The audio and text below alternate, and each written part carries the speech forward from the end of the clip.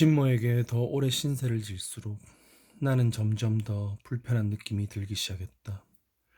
그는 나를 회복시키는데 적지 않은 돈을 썼고, 비록 거기에 대해서 이러니 저러니 하지는 않았더라도 나는 그의 재정 상태가 그 일을 더 오래 계속할 수 있을 만큼 탄탄하지 못하는 것을 알고 있었다. 진모는 뉴저지에 있는 가족들로부터 약간의 도움을 받고 있었지만, 기본적으로는 자기 스스로 생활을 꾸려가야 했다. 그달 20일경 그는 컬럼비아 대학원에서 비교문학 석사 과정을 시작했다.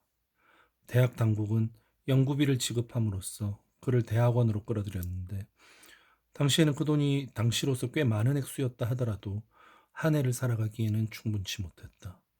더군다나 그는 얼마 안 되는 예금을 헐어내기까지 하면서 나를 계속 보살펴주고 있었다. 진모가 관대했다고는 하더라도 그렇게 했던 데는 틀림없이 순수한 이타심 이외의 다른 어떤 이유가 있었을 것이다.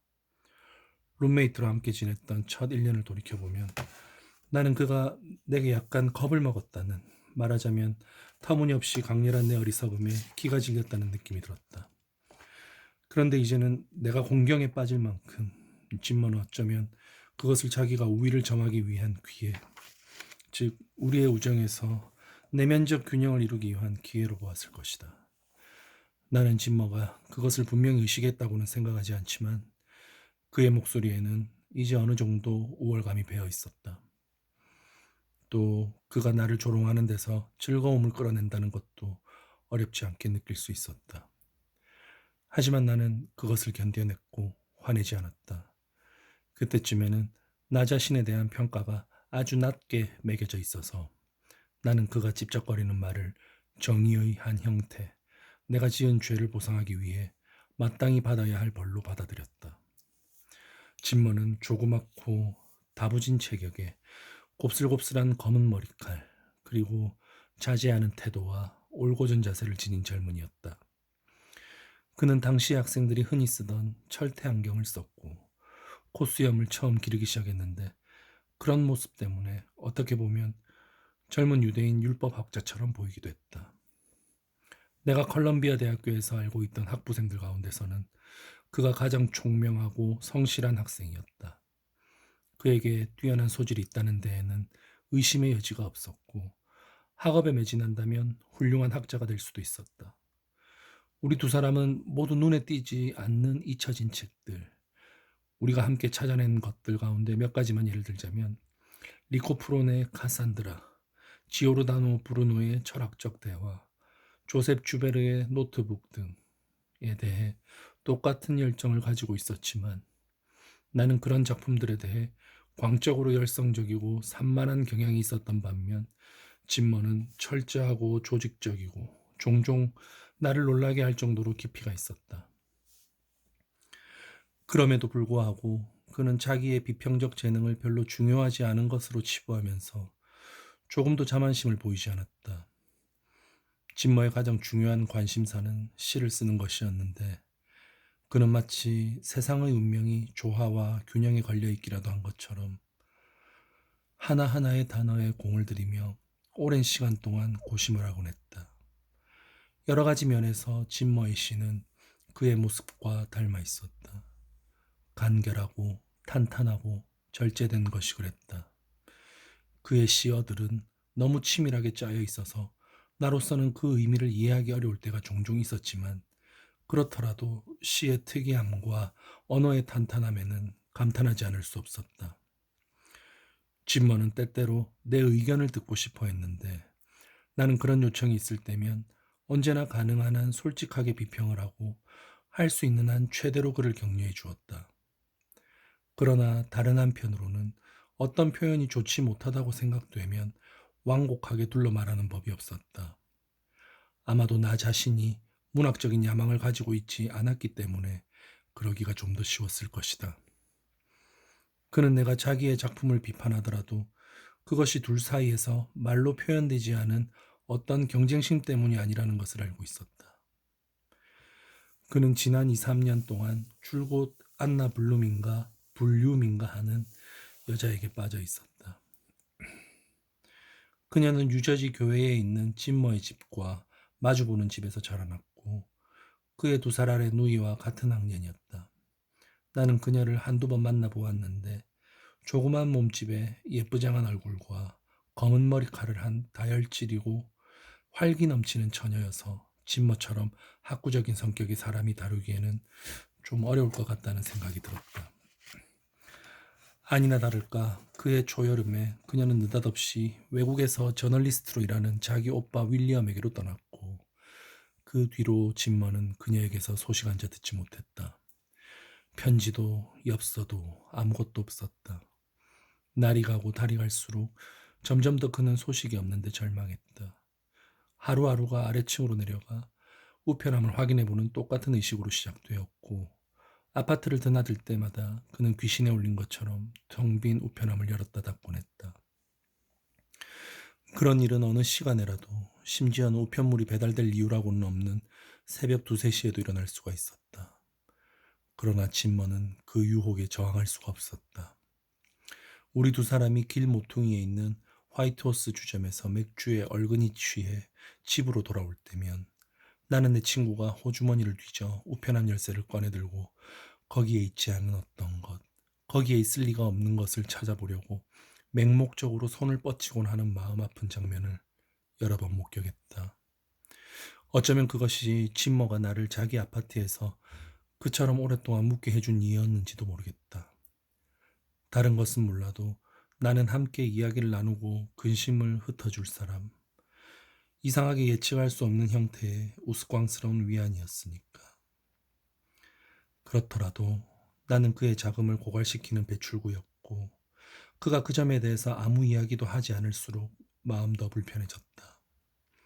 내 계획은 건강이 회복되기만 하면 밖으로 나가 일자리를 구해서 그가 나 때문에 쓴 돈을 갚아 나가자는 것이었다.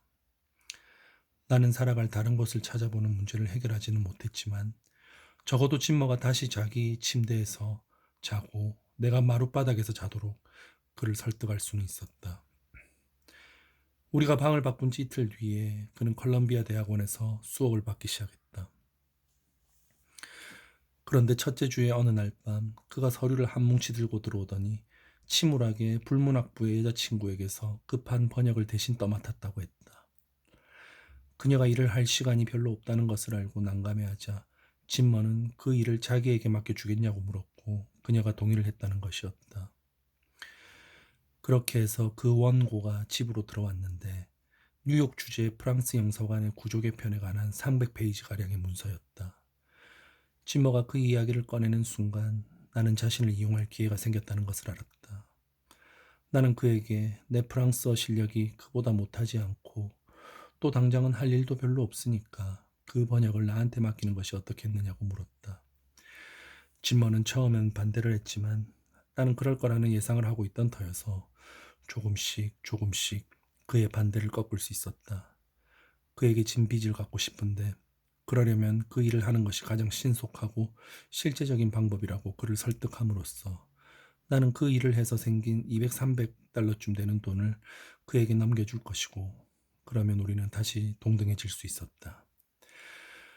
마침내 그를 납득시킨 것은 그 마지막 주장이었다.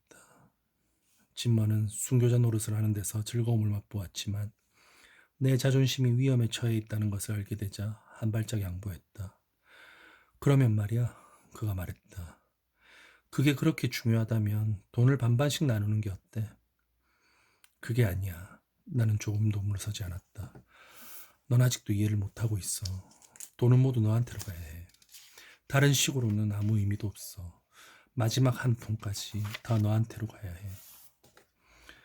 나는 결국 내 주장을 관철시켰고 몇 달 만에 처음으로 내 삶에 어떤 목적이 있다고 느끼기 시작했다. 진머는 아침 일찍 일어나 수업을 받으러 나갔고 나는 하루 종일 집에 혼자 남아서 그의 책상에 붙어 앉아 쉬지 않고 일을 했다. 원문은 온갖 종류의 관료적이고 뜻모를 용어들 투성이어서 끔찍했지만 골치 아픈 것들이 더 많으면 많을수록 나는 더 도전적으로 마침내는 서툴고 왜곡된 문장으로부터 무언가 그럴듯한 의미가 떠오를 때까지 손을 놓지 않고 일에 매달렸다. 그 일이 몹시 어렵다는 사실이 내게는 오히려 격려가 되었다. 만일 그 번역이 좀 더 쉬웠더라면 나는 지난날의 내 잘못을 보상하기 위해 적당히 고행을 한다고 느꼈을 것이다. 그러므로 어떤 의미에서는 도저히 그 일을 할 수 없을 것 같다는 무력감이 가치를 부여한 셈이었다. 나는 마치 사슬에 묶여 중노동을 하도록 선고받은 죄수 같은 기분이었다. 내 일은 해머를 집어들고 바위덩이를 부수어 더 작은 돌로 만드는 것이었고, 바위가 작은 돌들로 부서지고 나면 더 작은 돌들로 부수는 것이었다. 그 노동에 목적은 없었지만 사실 나는 결과에 흥미가 없었다. 힘든 일이 그 자체로서 목적이었고, 나는 모범수처럼 결의를 다해 그 일에 매달렸다. 날씨가 좋을 때면 나는 이따금씩 머리를 식힐 겸 그 근처를 잠시 둘러보곤 했다. 때는 10월, 뉴욕에서는 1년 중 가장 좋은 달이라 이른 가을 햇살을 받으며 일을 하거나, 햇소리 다시 읽겠습니다. 햇살이 벽돌 건물에 비스듬히 비칠 때 어떤 식으로 더 선명하게 빛나는지 지켜보기가 즐거웠다. 이제 여름은 저만큼 물러섰지만 겨울이 되려면 아직 먼 것처럼 느껴졌고, 나는 덥지도 춥지도 않은 그 계절이 마음에 들었다.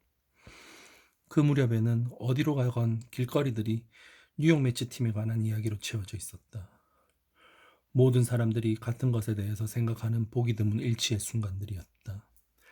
사람들은 야구 경기 중계 방송에 다이얼을 맞춘 트랜지스터 라디오를 들고 돌아다녔고, 전자제품 상점 진열장마다 소리도 들리지 않는 텔레비전으로 경기 장면을 지켜보려는 사람들이 빽빽이 몰려들었다. 그리고 때로는 길모퉁이의 술집들과 아파트의 창문들과 보이지 않는 지붕들에서 갑자기 환호성이 솟아올랐다. 처음에는 애틀란타에서 벌어진 플레이오프 경기였고, 다음에는 볼티모어에서 벌어진 연속 경기였다. 10월에 치러진 8경기 중에서 매치팀은 단 한 경기만을 내주었는데, 그 굉장한 사건이 끝나자 뉴욕에서는 또 다른 색종이가 흩뿌려지는 퍼레이드가 열렸다. 이번 행사는 2달 전 우주 비행사들을 위해 열렸던 열광의 도가니를 능가했다. 그날 뉴욕에서는 500톤이 넘는 색종이들이 길거리로 쏟아져 내렸는데, 그것은 전례가 없는 기록이었다. 나는 진모의 아파트에서 동쪽으로 한 블록 반쯤 떨어져 있는 조그만 공원 에링턴 스퀘어에서 점심을 먹곤 했다. 거기에는 아이들을 위한 간이 운동장이 있어서 나는 번역하고 있던 보고서의 죽은 언어와 내 주위로 뛰어다니며 고함을 지르는 아이들의 활기 넘치는 힘 사이에 대조를 즐길 수 있었다. 또 그것이 주의를 집중하는 데 도움이 된다는 것을 알고 나서는 몇 번인가 일거리를 그곳으로 들고 나가 소람스럽게 떠드는 소리를 들으며 번역을 하기도 했다. 내가 마침내 키티 우를 다시 보게 된 것도 10월 중순의 그런 저녁들 중 한때였다. 나는 해석이 곤란한 문장과 씨름을 하고 있던 참이어서 그녀가 옆자리로 다가와 벤치에 앉기까지는 그녀를 알아차리지 못했다. 더군다나 술집에서 진모의 이야기를 들은 뒤로 그녀를 본 것이 처음이어서 그 갑작스러운 만남이 나를 무방비 상태로 몰아넣었다. 지난 몇 주일 동안 나는 그녀를 다시 만나면 해줄 온갖 멋진 이야기들을 머릿속으로 떠올려 보았지만, 막상 그녀가 모습을 드러내자 말문이 막혀버리고 말았다. 안녕, 작가 아저씨. 그녀가 말을 건넸다. 다시 일어나서 돌아다니는 걸 보니 좋네요. 그녀는 이번엔 선글라스를 썼고 입술에는 약간 검은빛이 도는 선홍색 루즈를 바르고 있었다. 그녀의 눈이 짙은 색안경에 가려져 있었던 탓으로 내가 할 수 있었던 일은 그녀의 입을 똑바로 쳐다보지 않는 것뿐이었다. 사실 난 글을 쓰고 있는 게 아니라 번역을 하는 겁니다. 돈을 좀 벌려고 하는 일이죠. 내가 얼버무렸다. 알아요. 어제 우연히 데이비드를 만났는데 그 사람이 얘기해 주더군요. 나는 어느새인가 차츰차츰 편안한 느낌으로 그녀와의 대화에 끌려들고 있었다. 키티는 사람들의 마음을 끄는데 타고난 재주가 있어서 그녀와 함께 이야기를 나누며 편안한 기분을 느끼기란 조금도 어려운 일이 아니었다. 빅터 삼촌이 오래전에 얘기했듯이 대화는 누군가와 함께 공던지기 놀이를 하는 것이나 같다. 쓸만한 상대방은 공이 글러브 안으로 곧장 들어오도록 던짐으로써 여간에서는 놓치지 않게 하고, 그가 받는 쪽일 때에는 자기에게로 던져진 모든 공을 아무리 서툴게 잘못 던진 것일지라도 능숙하게 다 잡아낸다. 키티가 바로 그랬다. 그녀는 계속해서 공이 내 글러브 안으로 곧장 들어오도록 던졌고, 내가 그녀에게 공을 던질 때는 포구 범위를 한참 벗어나는 경우라 하더라도 모든 공을 다 잡아냈다. 머리 위로 떠오른 스페어볼을 잡기 위해 점프를 하고 재빨리 오른쪽 왼쪽으로 다이빙을 하고 아슬아슬한 공을 잡으려고 달려들어 공중제비를 넘으면서 뿐만이 아니라 그녀는 기술이 너무도 뛰어나서 내가 공을 잘못 던질 때마다 일부러 그랬던 것인양 순전히 게임을 좀 더 재미있게 만들려는 의도로 그랬던 것인양 느끼게 해주었다. 그녀 덕분에 나는 나 자신의 실제의 나보다 더 낫게 보았고 그 때문에 자신감이 생겨서 다음에는 그녀에게 좀 더 받기 쉬운 공을 던져줄 수 있었다. 달리 말해서 나는 그녀에게라기보다 나 자신에게 이야기를 하기 시작했던 것인데 그 즐거움은 내가 오랫동안 경험해 보았던 어떤 즐거움보다도 더 컸다. 우리가 10월의 햇살 속에서 이야기를 주고받는 동안 나는 대화를 더 늘릴 방법을 궁리하기 시작했다. 그녀와의 대화가 너무 다시 읽겠습니다. 그녀와의 대화가 너무 재미있고 즐거워서 그대로 끝내기가 아쉬웠다. 더군다나 키티가 무용을 하는데 필요한 물건들이 삐쭉 튀어나온 커다란 가방을 들고 있어서 나는 그녀가 어느 때라도 발딱 일어나 다른 약속 장소로 달려갈 것 같은 생각이 들었다. 바람결에 쌀쌀한 기미가 배어 있었다. 벤치에서 그녀와 20분쯤 이야기를 나누고 있다가 나는 그녀가 아주 가볍게 떨고 있는 것을 알아차렸다. 나는 용기를 끌어모아 날씨가 쌀쌀해지고 있다느니 아무래도 이제 그만 진모의 아파트로 돌아가야 할 것 같다느니 그러면 거기에서 따끈하게 커피를 끓여줄 수 있다느니 하는 이야기들을 늘어놓았다. 참으로 놀랍게도 키티가 고개를 끄덕이더니 자기 생각에도 그러는 것이 좋겠다고 대답했다. 집으로 돌아오자 나는 커피를 끓이기 시작했다.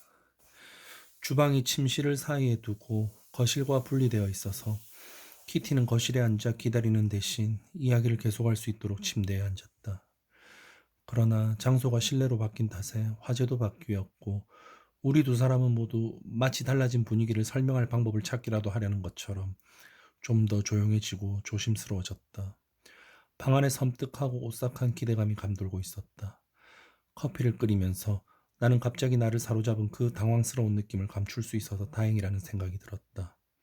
무슨 일인가 일어나려는 참이었지만 만일 내가 어떤 희망을 품는다면 그 일이 제 모습을 띠기도 전에 망쳐질 것 같은 느낌이 들어서 생각을 하기가 겁이 났다. 얼마쯤 뒤에는 키티도 입을 다물고 2, 30초쯤 아무 말도 하지 않았다. 나는 냉장고를 여닫고 컵과 스푼을 꺼내고 주전자에 우유를 쏟아붓고 주방을 이리저리 돌아다니고 하면서 꾸물거렸다. 그러다 내가 잠시 키티에게 등을 보인 사이 미처 알아차릴 틈도 없이 그녀가 침대에서 일어나 주방으로 들어왔다. 그리고는 아무 말 없이 내 뒤로 살금살금 다가와 허리에 팔을 두르고 등에 머리를 기댔다. 누구시더라? 내가 모르는 척 물었다. 드래곤 레이디예요. 그 여자가 당신을 잡으러 왔어요. 나는 그녀의 손을 잡고 매끄러운 피부의 감촉을 느끼며 떨지 않으려고 애쓰며 말했다. 그 여자가 이미 나를 잡은 것 같은데요. 키티가 잠시 그대로 있다가 내 허리를 더 세게 끌어안았다. 덱도 나를 조금은 좋아하죠? 조금보다 많이요. 알고 있을 텐데요. 조금보다 훨씬 더 많이요. 난 아무것도 모르겠어요. 너무 오래 기다리다 보니 아무것도 모르겠어요. 어느 모로 보더라도 그것은 상상에서나 있을 법한 일이었다. 나는 그것이 현실이라는 것을 알았지만 다른 한편으로는 현실보다 훨씬 더 나은 내가 전에 경험해 보았던 일이기보다는 현실에서 원했던 것의 투영에 더 가까운 것이었다. 내 욕망이 아무리 강했더라도 사실 못 견딜 정도로 강했더라도 그 욕망을 드러낼 기회가 생긴 것은 순전히 키티 덕분이었다. 모든 것이 그녀의 반응에 달려 있었다. 미묘한 부추김과 알고 있다는 몸짓과 주저하지 않는 태도. 키티는 자신을 두려워하지 않았고 당혹스러움이나 망설임이라고는 없는 내면적 삶을 살았다. 어쩌면 그것을 그녀가 무용수인 것과 관련 지을 수도 있겠지만 그보다는 오히려 반대였던 것 같다. 말하자면 그녀는 자신의 몸에서 즐거움을 얻었기 때문에 춤을 출 수 있었던 것이다. 우리는 찐머의 아파트로 흘러드는 은은한 저녁 햇살 속에서 서너 시간 동안 사랑을 나누었다. 그 일은 분명히 그때까지 내게 일어났던 모든 일 중에서 가장 기억할 만한 사건이었고, 나는 결국 내가 그로 인해 근본적으로 바뀌었다고 믿는다. 이 말은 내가 단지 섹스 행위를 했다거나 욕망을 교환했다는 뜻이 아니라 나의 고독 한가운데서 지진이 일어나 내면적인 장벽이 극적으로 붕괴되었다는 뜻이다. 나는 외톨이로 지내는 일에 아주 길이 들어 있어서 그런 일이 일어나리라고는 생각도 하지 못했다. 그런데 나도 알 수 없는 어떤 이유로 체념을 하고 별난 삶을 살기로 했던 것인데, 이 아름다운 중국인 아가씨가 다른 세계에서 온 천사처럼 나에게로 내려왔던 것이다. 그랬기에 그녀와 사랑에 빠지지 않기란, 그녀가 옆에 있다는 단순한 사실에 휩쓸리지 않기란 불가능했다. 그날 이후로 내게는 하루하루가 좀 더 빠듯해졌다. 나는 오전과 오후에 번역 일을 하고 저녁이면 키티를 만나러 가곤 했는데, 거기에 어려움이 있었다면 그것은 키티와 단둘이 있을 기회가 별로 없었다는 것이다. 키티는 기숙사에서 다른 여학생과 한 방을 쓰고 있었고, 진모의 아파트에는 거실과 침실을 가르는 문이 없었기 때문이다. 아니, 설령 문이 있었다 하더라도 키티를 그곳으로 끌어들인다는 것은 생각할 수도 없는 일이었다. 그 당시에 진모의 슬픈 사랑이 어떻게 되어가고 있는지를 뻔히 알면서 그런 뻔뻔스러운 짓을 할 수는 없었다. 그가 옆방에 앉아 있는데 어떻게 우리가 그 짓을 하는 소리와 신음소리와 한숨소리를 억지로 듣게 하면서 그를 괴롭힐 수 있었겠는가? 그것은 말도 안 되는 소리였다. 우리는 한두 번 키티의 룸메이트가 저녁 때 외출한 틈을 타 그녀의 좁은 침대에서 사랑을 나누었고, 또 몇 번인가는 비어있는 아파트들에서 밀회를 갖기도 했다.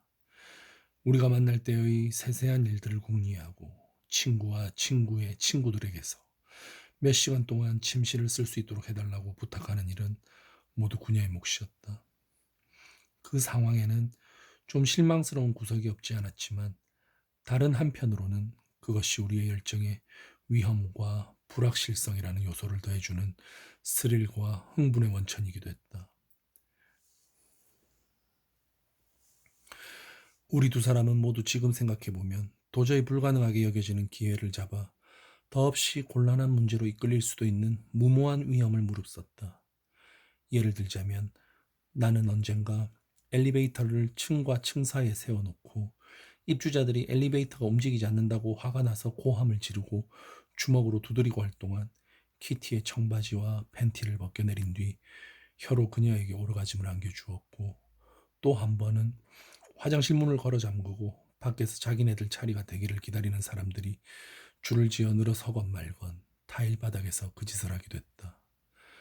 그것은 색정적인 신비주의, 우리 두 사람에게만 제한된 비밀스러운 의식이었다. 사랑을 나누기 시작한 뒤로 처음 얼마 동안 우리는 서로를 쳐다보는 것만으로도 흥분이 되었다.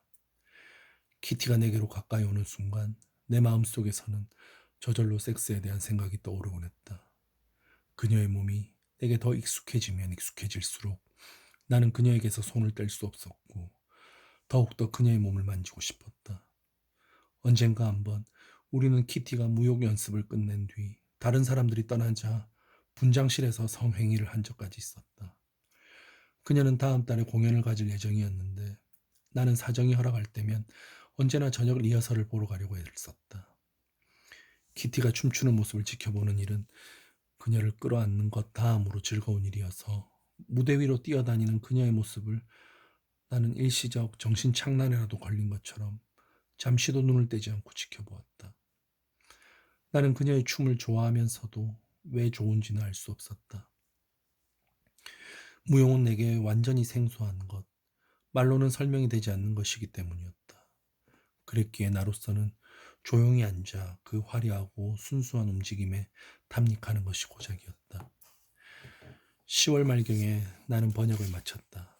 며칠 뒤 진모가 친구에게서 원고료를 받아왔고, 그날 밤 키티와 나는 그가 달의 궁전에서 한턱 낸 식사에 자리를 같이 했다. 그 식당을 택한 사람은 나였고 택한 이유도 음식이 좋아서라기보단 상징적, 다시 읽겠습니다. 음식이 좋아서라기보단 상징적 가치 때문이었지만 키티가 웨이터들에게 북경 표준말로 메뉴에 나와 있지 않은 음식들을 주문할 수 있었던 덕에 우리는 썩 괜찮은 식사를 할 수 있었다. 그날 밤 진머는 기분이 아주 좋아져서 트로츠키와 모택동 그리고 영구 혁명론에 대해 줄줄이 늘어놓았는데 나는 그가 인간 존재의 딜레마들을 풀어갈 동안 건성으로 고개를 끄덕여주면서 독백을 계속하도록 놓아둔 채 키티가 어느 순간에 나른하고 아름다운 미소를 지어 보이며 내 어깨에 머리를 얹었고 우리가 어떤 식으로 칸막이 좌석의 쿠션에 등을 기댔는지 지금까지도 기억을 하고 있다. 나에게는 그것이 굉장한 순간, 마치 그들이 내가 살아있는 사람들의 땅으로 돌아온 것을 축하해주기 위해 모이기라도 한 것 같은 더없이 즐겁고 평화로운 순간이었다. 음식 접시들이 치워지자 우리는 점괘가 든 과자를 깨서 짐짓 엄숙하게 점괘를 풀어보았다. 참으로 이상하게도 나는 지금도 마치 그 점괘를 손에 들고 있는 것처럼 기억을 할 수 있다. 태양은 과거이고 세상은 현재이고 다른 미래이다. 훗날 나는 그 수수께끼 같은 구절과 다시 마주치게 되는데 지금 그 일을 돌이켜보면 내가 달의 궁전에서 우연히 그 글귀를 보게 되었던 것이 불가사의하게도 전조가 되는 진실을 내포하고 있었던 듯 싶다. 그날 나는 무슨 이유에서인지 모르게 그 쪽지를 지갑에 집어넣었고 그 뒤로 9달 동안 그것이 거기에 들어있다는 것도 모른 채 계속 그것을 지니고 돌아다녔다. 다음 날 아침부터 나는 일자리를 찾기 시작했지만 그날은 아무 소득도 없었고 다음 날도 마찬가지로 허탕이었다. 신문 구인 광고에 의지해서는 죽도 밥도 되지 않는다는 것을 알아차리고 나는 컬럼비아 대학교의 취업 상담실을 찾아가 내 운을 시험해 보기로 했다. 그 대학교 졸업생으로서 나는 그 서비스를 이용할 자격이 있었다. 또 거기에서는 일자리를 얻게 되더라도 소개료를 치를 필요가 없었기 때문에 그곳에서 시작을 하는 것이 타당해 보였다. 취업 상담실로 들어선 지 채 10분도 안 되어 나는 내 문제의 해결책이 게시판 왼쪽 아래편 모퉁이에 붙어져 있는 것을 보았다. 새긴 카드에 타이프로 쳐진 그 일자리의 설명은 다음과 같았다. 휠체어에 의지하고 있는 노인이 입주해서 말벗이 되어 다시 읽겠습니다. 휠체어에 의지하고 있는 노인이 입주해서 말벗이 되어줄 젊은이를 구함. 매일 산책, 가벼운 비서 업무, 주급 $10 외에 숙식 제공. 내게 가장 마음이 끌리는 것은 마지막 조건이었다. 그렇게만 된다면 나는 스스로 얼마간의 돈을 벌기 시작할 수 있을 뿐 아니라 마침내 진모의 아파트를 떠날 수도 있었다. 그보다 더 좋은 것은 내가 웨스트와 84번가가 만나는 곳 근처로 옮겨가게 되리라는 것이었는데 그것은 키티와의 거리가 훨씬 더 가까워진다는 뜻이었다. 그 조건은 완벽해 보였다. 일자리 그 자체는 특별히 이렇다 할 것이 못 된다 할지라도 기거할 곳이 없는 나로서는 이것저것 가릴 처지가 아니었다. 나는 다른 사람이 나보다 먼저 그 자리를 차지하진 않을까 싶어서 당장 면담을 요청했고 그로부터 채 2시간도 안 되어 내 고용주가 될지도 모르는 사람의 거실에 앉아 있었다. 그날 밤 8시에 진모의 집으로 그에게서 일자리를 주겠다는 전화가 걸려왔다. 그는 마치 나를 쓰기로 결정한 것이 자기로서는 상당히 어려운 일이었던 것처럼 몇 명의 다른 능력 있는 지원자들을 제치고 나를 선택한 것처럼 그 사실을 통보했다. 물론 결국에 가서는 그 때문에 사정이 바뀌지는 않았겠지만 만일 내가 그의 말이 거짓이라는 것을 처음부터 알았더라면 나는 내가 하게 될 일에 대해서 좀 나은 생각을 가졌을 것이다. 사실 다른 지원자는 아무도 없었다. 그 자리를 얻으려고 했던 사람은 나 하나뿐이었다. 달의 궁전 여기까지 읽겠습니다.